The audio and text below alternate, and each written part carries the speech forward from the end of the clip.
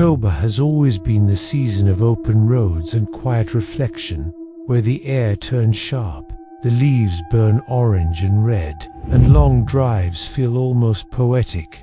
But what if that calm is exactly what hides the danger? Welcome to True Terrorfiles Official, the channel where folklore collides with documented mystery. And before we begin, if you're drawn to real chilling legends, unsolved disappearances, and eerie truths hidden in plain sight, make sure you subscribe and turn on notifications, because tonight's journey may change how you see every road you've ever traveled. Imagine packing your car for an October road trip, trusting the map, trusting the highway signs, trusting that roads only take you forward. But what if some roads remember who drives them? And worse, what if they don't always let everyone leave? Across North America, there are specific intersections, highways, and forgotten stretches of asphalt where travelers didn't just crash or get lost, they vanished, or met ends so strange that even investigators quietly walked away. And tonight, we're uncovering the real legends behind cursed crossroads, places where folklore isn't just whispered, but backed by records, witness accounts, and unsettling patterns that defy coincidence. So as the engine hums and the night stretches on, ask yourself one question before we go further. If a road feels wrong, would you turn back, or would curiosity carry you straight into the dark?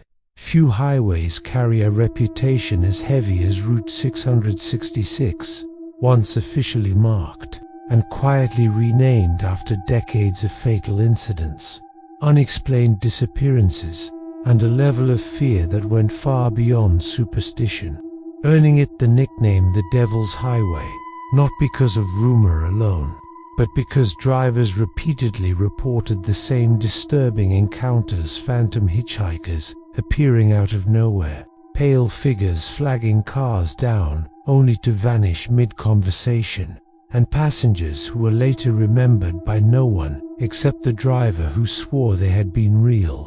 Official records show unusually high accident rates on the original Route 666, but what never made headlines were the missing persons cases tied to vehicles found abandoned with engines cold, doors unlocked, and no sign of struggle, as if the occupants had simply stepped out and dissolved into the desert night.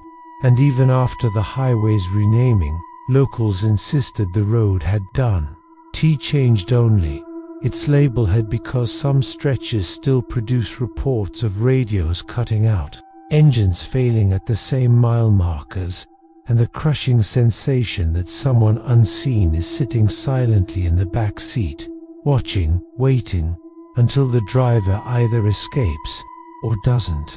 The old Dixie Highway once connected thriving towns, promising progress and movement, but scattered along its forgotten stretches are villages that didn't decline naturally, they disappeared, leaving behind buildings, schools, and churches with no clear explanation for where the people went, and local historians admit that records abruptly stop census. Data goes silent, and entire communities seem erased between one October and the next. Travelers who pass through these areas today describe an unnatural stillness, where even insects seem absent and GPS signals drift or fail. And there are whispered accounts of road trippers who stopped for fuel or rest near these ghost villages and were never seen again. Their cars later recovered miles away, with personal belongings neatly arranged, as though someone else had packed them. And while skeptics blame economic collapse or relocation, the timelines don't align, the paperwork doesn't exist, and the unsettling truth remains: some towns didn't fade away. They were emptied, leaving the road to carry their memory like a scar. Highway 61, long associated with Crossroads folklore, and the winding Blue Ridge Parkway, known for its beauty, share something far darker: specific intersections where accidents repeat with impossible similarity, where drivers report seeing lights that don't belong to any vehicle, hearing voices through closed windows, or feeling compelled to stop without knowing why.